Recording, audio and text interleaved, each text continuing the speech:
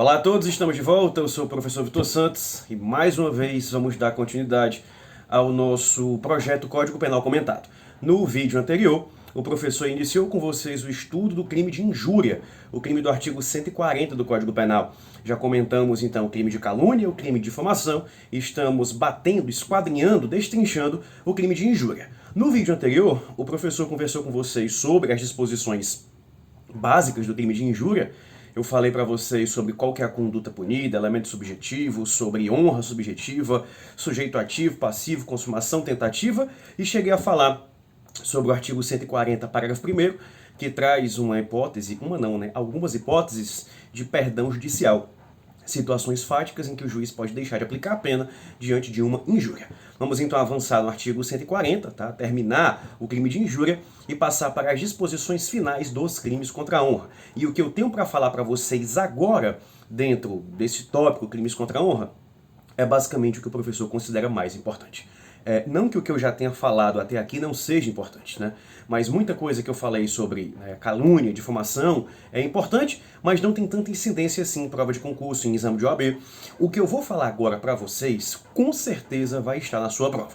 Se na sua prova for cair alguma questão sobre crimes contra a honra, e vai, com certeza o examinador vai perguntar isso aqui: as hipóteses de injúria qualificada. Se na sua prova for cair alguma questão, e com certeza vai cair alguma questão sobre crimes contra a honra, pode ter certeza que vai cair sobre isso injúria qualificada. Existem duas hipóteses, duas situações em que a injúria vai ter a pena qualificada, né? O legislador, ele tipifica duas situações fáticas em que a injúria vai ser qualificada. A primeira nós chamamos de injúria real, quando, para conseguir efetivar a humilhação, o sujeito usa violência ou vias de fato, e a segunda, a injúria racial, né, chamada vulgarmente injúria racial, quando para conseguir humilhar, o sujeito usa elementos referentes à raça, coetnia, religião, origem ou condição de pessoa idosa ou portadora de deficiência, tá certo? Mas deixa o professor ler na íntegra o artigo, o parágrafo, né, para poder trabalhar melhor com vocês. A primeira forma qualificada de injúria é a seguinte, vou ler aqui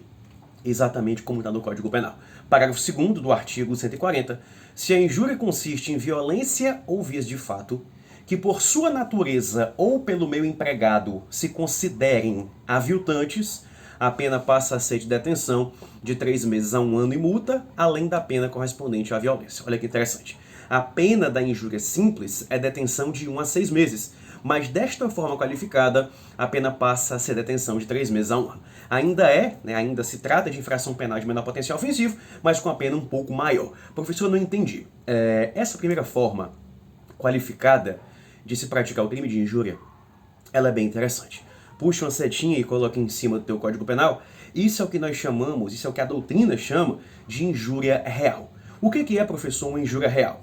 Injúria real vai existir quando o sujeito, para conseguir realizar a injúria, né, para conseguir humilhar a vítima, ele precisa usar de violência ou vias de fato. Não entendi, professor? Eu vou explicar isso com um pouco mais de aprofundamento. O crime de injúria, ele consiste basicamente em atribuir a alguém uma qualidade negativa, né? Se fosse para dar um sinônimo para injúria, injúria seria a mesma coisa que humilhação, né? Se fosse para dar um sinônimo, injuriar seria a mesma coisa que humilhar.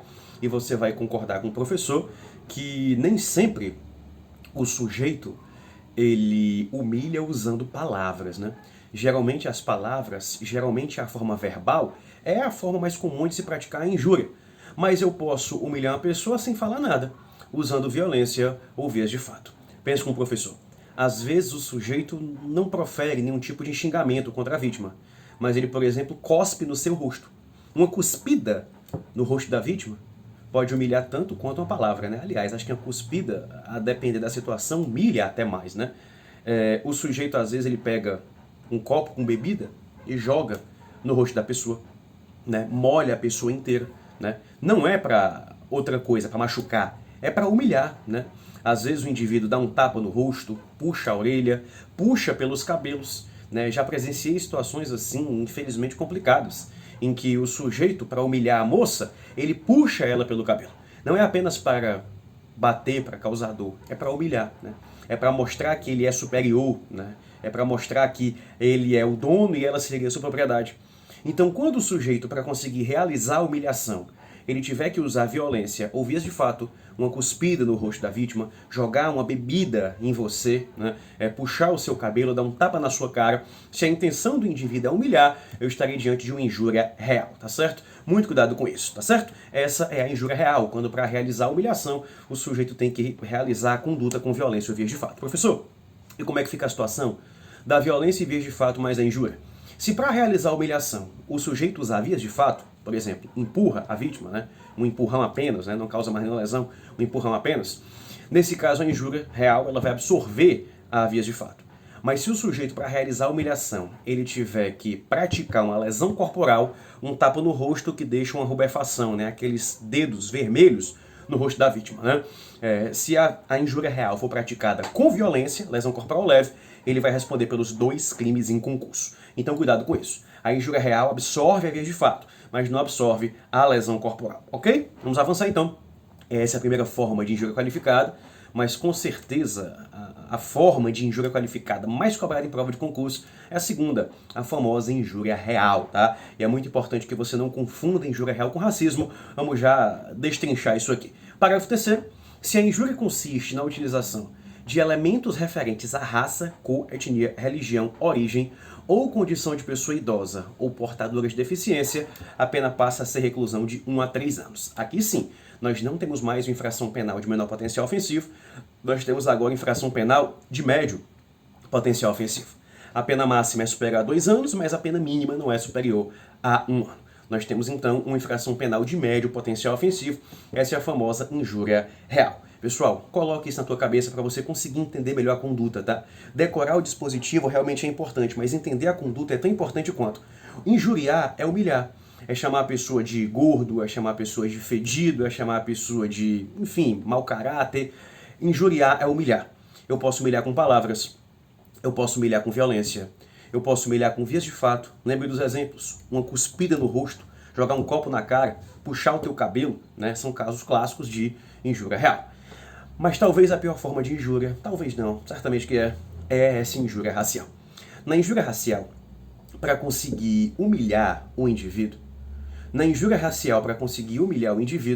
o sujeito usa elementos preconceituosos, referentes à sua raça, sua cor, sua etnia, sua religião, sua origem ou à sua condição de pessoa idosa ou portadora de deficiência.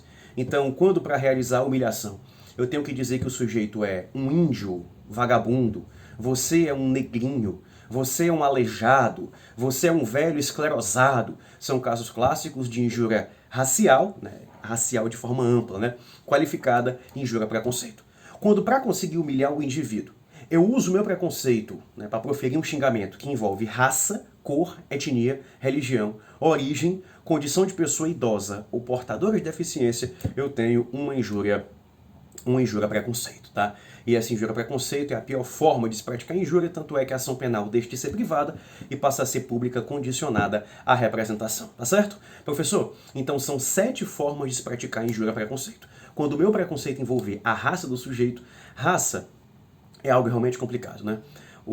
Embora, né, o Código Penal seja realmente muito antigo, o projeto Genoma já conseguiu mapear praticamente todo o DNA do ser humano e não existe raça, né? Todo mundo tem a mesma raça, a raça humana, mas tem várias etnias, né? Então esse conceito de raça está um pouco ultrapassado, mas a lei fala em raça. Raça, tá? Raça. Segundo, que é a cor.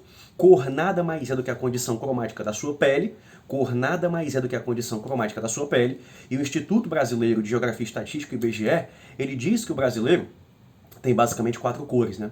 O brasileiro pode ser branco, o brasileiro pode ser preto, o brasileiro pode ser pardo e o brasileiro pode ser amarelo, tá? O IBGE diz isso, não é invenção do professor, não. Existem 4 cores no Brasil: branco, preto, pardo e amarelo, né? A maioria de nós somos brancos, pretos, pardos ou amarelos, tá certo? Então é isso aí. Raça, cor, etnia, tá? Etnia diz origem, né? A sua descendência étnica, né? Afrodescendente, ítalo-brasileiro, né? Asiático, esse tipo de coisa, né? Você é um, por exemplo, né? Essa questão de etnia está muito relacionada também a xenofobia, né? A aversão ao estrangeiro, tanto etnia quanto origem. Então, raça, coetnia, religião, religião também entra aqui, tá? O preconceito movido contra a religião, tá? Você é um judeu safado, você é um evangélico não sei o que lá, você é um católico, enfim, a religião também entra aqui, tá? Raça, coetnia, religião, origem, né? A sua procedência, tá? O local de você veio, e os dois mais importantes que o candidato acaba esquecendo: condição de pessoa idosa, tá? Condição de pessoa idosa e portadores de deficiência. Chamar o idoso de Matusalém, de velho senil, chamar o deficiente de aleijado, né? A depender, obviamente, da intenção de ofender, se configurou como injúria, preconceito. Então são 7 e eu sugiro bastante que você decore essas 7 formas: raça, coetnia, religião, origem, condição de pessoa idosa ou portadora de deficiência. Para encerrar este vídeo, você não pode confundir o crime de injúria preconceito, o crime de injúria racial, com o crime de racismo. O crime de injúria preconceito, o crime de injúria racial, ele tem previsão legal no Código Penal. O crime de racismo tem previsão legal na Lei 7.716, tá? O crime de injúria racial, pelo menos de acordo com o Código Penal, ele é um crime que prescreve e é um crime que admite fiança. O crime de racismo é um crime inafiançável e é um crime imprescritível. Mas, professor, formalmente falando, eu até que entendo. Qual que é, professor, a diferença material entre estes dois crimes? O crime de injúria racial e o crime de racismo. Chamar um homem de negro, chamar um homem de macaco, chamar o sujeito de índio, vagabundo, isso é o que, professor? Isso é injúria racial ou racismo? Qual que é a diferença básica entre os dois materialmente falando?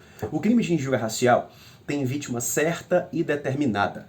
No crime de injúria racial, eu consigo apontar o dedo para a pessoa e dizer, né, você é um macaco, você é um negrinho, né, você é um índio safado. Né? Quando eu consigo apontar o dedo para a pessoa e dizer você é um macaco, você é um índio nojento, você é um negrinho, eu estou diante de uma injúria racial.